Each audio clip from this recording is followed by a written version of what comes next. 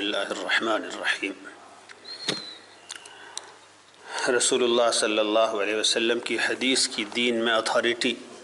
اور حجت کے موضوع پر اس سے پہلی نشست میں ہم نے ذکر کیا تھا کہ خود قرآن نے رسول اللہ صلی اللہ علیہ وسلم کے جو ڈیوٹیز بتائی ہیں اور جو فرائض بتائے ہیں ان سے ہی معلوم ہوتا ہے کہ آپ صلی اللہ علیہ وسلم کا کام صرف قرآن پہنچا دینا نہیں تھا، بلکہ قرآن کی امت کے لیے تشریح اور تفسیر کرنا، اس کا انٹرپریٹیشن کرنا بھی آپ کا کام تھا۔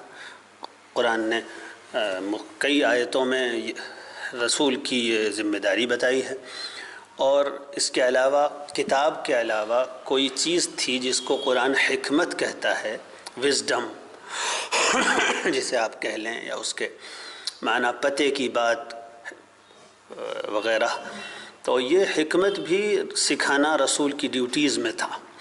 اور یہ بھی ہم نے ذکر کیا تھا کہ اگر ہم رسول اللہ صلی اللہ علیہ وسلم کی احادیث دین میں کوئی اتھارٹی نہیں رکھتی تو کوئی انسان جان ہی نہیں سکتا کہ وہ تفسیر، وہ تشریح، وہ انٹرپریٹیشن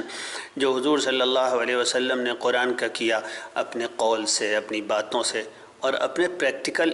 نمونے سے، جو ایک پریکٹیکل ماڈل تھا پوری زندگی کا، جس میں آپ عبادتیں بھی کرتے تھے، معاملات بھی کرتے تھے، لوگوں کے ساتھ اٹھتے بیٹھتے اور رہتے تھے، زندگی کا گزارنے کا جو رسول اللہ صلی اللہ علیہ وسلم کا پورا طریقہ تھا، اور وہ اصلاً ایک پریکٹیکل انٹرپریٹیشن تھا قرآن مجید کا۔ تو اگر حضور کی حدیث کو ہم اتھارٹی نہ مانیں اور حجت نہ مانیں تو پھر ہمارے پاس قرآن کی وہ انٹرپریٹیشن جو نبی کا فرض تھا اور نبی نے کیا، وہ ہمارے پاس کہیں سے نہیں پہنچ سکتا سوائے حدیث کے۔ اور ہم نے یہ بھی ذکر کیا تھا کہ وہ جو حکمت جو رسول اللہ صلی اللہ علیہ وسلم سکھاتے تھے اور اس کی تعلیم دیتے تھے، قرآن سے معلوم ہوتا ہے کہ وہ حکمت بھی اللہ کے رسول محمد صلی اللہ علیہ وسلم پر نازل ہوتی تھی۔ جس طریقے سے قرآن وحی کے ذریعے آسمان سے آتا تھا، اسی طرح وہ حکمت بھی نازل ہوتی تھی۔ اس کے بعد اب ہم آتے ہیں ایک نئے پہلو کی طرف، وہ جو آیت قرآن کی ہم نے ذکر کی تھی جس میں رسول اللہ صلی اللہ علیہ وسلم کی ڈیوٹیز اور بحیثیت نبی آپ کے فرائض ذکر کیے گئے تھے۔ ان میں ایک فریضہ بتایا گیا تھا، تزکیہ کہا گیا تھا، وَيُزَكِّيهِمْ، محمد اللہ کے رسول صلی اللہ علیہ وسلم کی ایک ذمہ داری یہ ہے کہ جو لوگ ایمان لائیں ان کا تزکیہ کریں، ان کو پاک صاف کریں، ان کو گندگیوں سے، اخلاقی گندگیوں سے، مورل گندگیوں سے پاک کریں، ان کے دل کے اندر جو گندگیاں کسی دل کے روگی، بیمار، اخلاقی طور پر بیمار شخص کے اندر ہوتی ہیں، ان کی صفائی کریں۔ یعنی اللہ تعالیٰ ایک مثالی مسلمان بننے کے لیے ظاہر کے عمل کے علاوہ جو باطن کی صفائیاں چاہتا ہے اور ایک پاک صاف کردار کا حکم دیتا ہے، رسول کی ذمہ داری یہ بھی ہے کہ وہ اپنی نصیحتوں کے ذریعے، اپنے ارشادات کے ذریعے، اپنے امر بالمعروف اور نہی عن المنکر کے ذریعے، اپنی دلوں کو نرم کرنے والی گفتگو کے ذریعے امت میں یہ صفات پیدا کریں۔ تو حضور صلی اللہ علیہ وسلم کے ذریعے یہ جو انسانوں کا تزکیہ کیا جاتا تھا، اس کا پریکٹیکل نمونہ اور اس کا پورا ماڈل بھی حدیث ہی ہے۔ تو یہ ایک آیت جو ایک خاص مضمون کی آیت جو قرآن میں 3-4 جگہ آئی ہے، اب تک ہم نے اس کی تشریح کی۔ حدیث کو دین میں ایک اتھارٹی ماننے اور دین کا ماخذ اور سورس ماننے کی قرآن میں جگہ جگہ تاکید آئی ہے، جگہ جگہ ایسے احکام آئے ہیں جس سے معلوم ہوتا ہے کہ حدیث بھی دین کا ایک سورس ہے۔ اللہ کی طرف سے جو دین نازل ہوا اس کا ایک خاص سرچشمہ، اس کا سورس، اس کا منبع حدیث ہے، اور مسلمانوں کے اوپر، ایمان لانے والوں کے اوپر جس طریقے سے اللہ کی اطاعت فرض ہے، اسی طریقے سے رسول اللہ صلی اللہ علیہ وسلم کی اطاعت بھی ضروری ہے۔ قرآن میں بلا شبہ 20 آیتیں ہیں جن میں حکم دیا گیا کہ او ایمان والو، اللہ کی اطاعت کرو اور اللہ کے رسول کی اطاعت کرو۔ تو اللہ کی اطاعت کے ساتھ ساتھ اللہ کے رسول کی اطاعت، ان کا حکم ماننا، ان کی باتوں پر چلنا، ان کے ارشادات کو اپنے اوپر لازم ٹھہرانا، یہ بھی قرآن کا حکم ہے۔ مثلا سورہ آل عمران کی آیت نمبر 32 میں کہا گیا قُلْ أَطِيعُوا اللَّهَ وَالرَّسُولَ، کہہ دو اے محمد ان لوگوں سے اللہ کی اطاعت کرو اور اس کے حکم مانو، اور رسول کے حکم مانو اور اس کی اطاعت کرو۔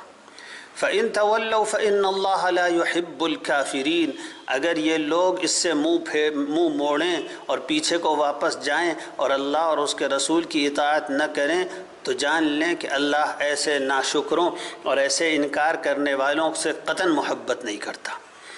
اسی طرح سورہ نساء میں کہا گیا اطیعوا اللہ والرسول وَأُولِي الْأَمْرِ مِنْكُمْ، اللہ کی اطاعت کرو، رسول کی اطاعت کرو، اور اپنے حکمرانوں کی اطاعت کرو اور ان کی بات مانو۔ سورہ مائدہ میں کہا گیا وَأَطِيعُوا الرَّسُولَ وَاحْذَرُوا، اور اللہ کے رسول کے حکم مانو اور بچ کے رہو، اللہ سے ڈر کے رہو۔ تو یہ 10-20 آیتیں ہیں جن میں اللہ نے اپنے رسول کے حکم کو ماننے کا حکم دیا ہے۔ تو اب یہ بتائیے کہ اللہ کے رسول صلی اللہ علیہ وسلم کا کوئی دینی حکم جو آپ دین کے طور پر لوگوں کو دیتے تھے، اگر ہم تک پہنچ جائے صحیح سند کے ساتھ، معتبر چین آف نیریٹرز کے ساتھ، ایک ایسی معتبر چین ہو نیریشن کرنے والوں کی، روایت کرنے والوں کی، جن میں ہم جانتے ہوں کہ یہ روایت فلاں محدث کو تک پہنچی، ان سے فلاں نے کہی، ان سے فلاں نے بتایا، ان سے فلاں نے بتایا، اور یہ سارے لوگ ہمارے نزدیک قابل اعتماد ہوں، تو پھر اللہ کے رسول کا حکم ہم تک پہنچا، اور اس کو نہ ماننا اللہ کے عذاب کو اور اس کے غضب کو دعوت دینا ہے۔ تو یہ ساری آیتیں بتاتی ہیں کہ رسول کا ارشاد بھی دین میں حجت اور اتھارٹی ہے۔ پھر ایک آیت میں تو اللہ تعالیٰ نے صاف صاف یہ کہا کہ رسول جب بھی آیا، جس زمانے میں بھی بھیجا گیا، اس کی رسالت میں یہ بات شامل تھی، اور رسالت اس کو رسول بنانے کا مقصد ہی یہ تھا کہ اس کا حکم اللہ کے حکم سے، اللہ کے حکم کے زیر کے ماتحت اور زیر رہ کر اللہ کے رسول کا حکم مانا جائے۔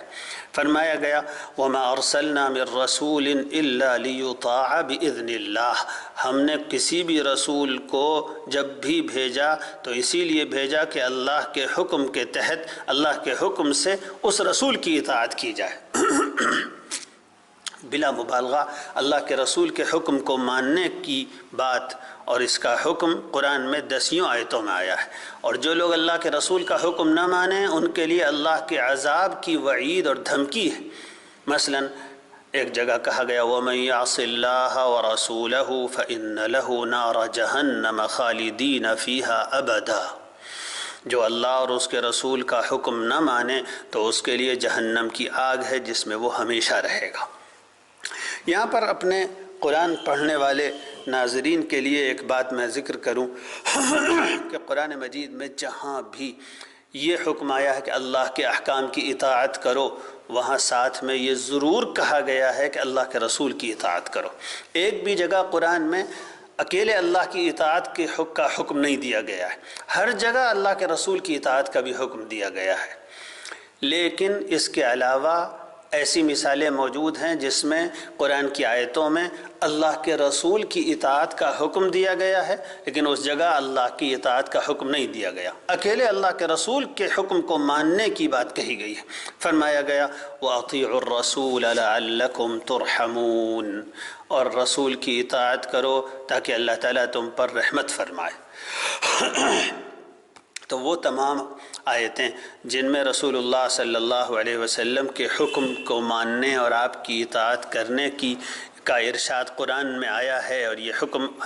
اللہ تعالیٰ نے دیا ہے، اس سے ان تمام آیتوں سے یہ بات ثابت ہوتی ہے کہ رسول اللہ صلی اللہ علیہ وسلم کے احکام اور آپ کے ارشادات دین میں حجت ہیں، اتھارٹی ہیں، اور اللہ کا حکم ماننے کا تقاضا یہ ہے کہ رسول اللہ صلی اللہ علیہ وسلم کی احادیث کو بھی تسلیم کیا جائے اور ان کو بھی دین کا ایک سورس سمجھا جائے۔ ان آیتوں کے علاوہ بہت سی آیتیں ایسی بھی ہیں جن میں رسول کے حکم کو ماننے کا حکم اللہ نے نہیں دیا ہے، رسول کی بات ماننے کا،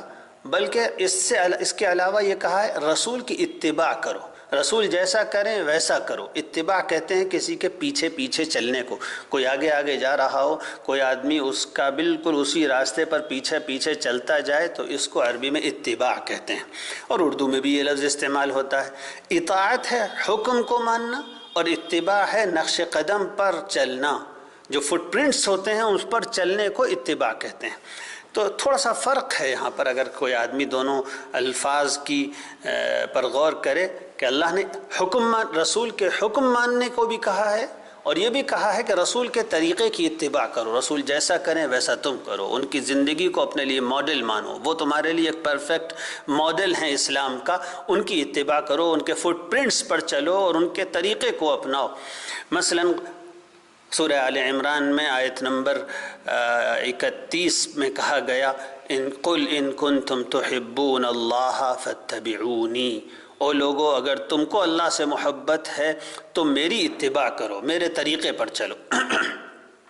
اور سورہ اعراف آیت نمبر 157 میں کہا گیا کہ ہم نے تو موسیٰ سے بھی کہہ دیا تھا کہ اللہ تعالیٰ کی رحمت ہوگی ان لوگوں پر جو اتباع کریں گے رسول کا، نبی امی کا، پیچھے پیچھے چلیں گے، اس کے فٹ پرنٹس پر چلیں گے، جس رسول کی بات ہم نے تورات میں بھی لکھ دی ہے، انجیل میں بھی لکھ دی ہے۔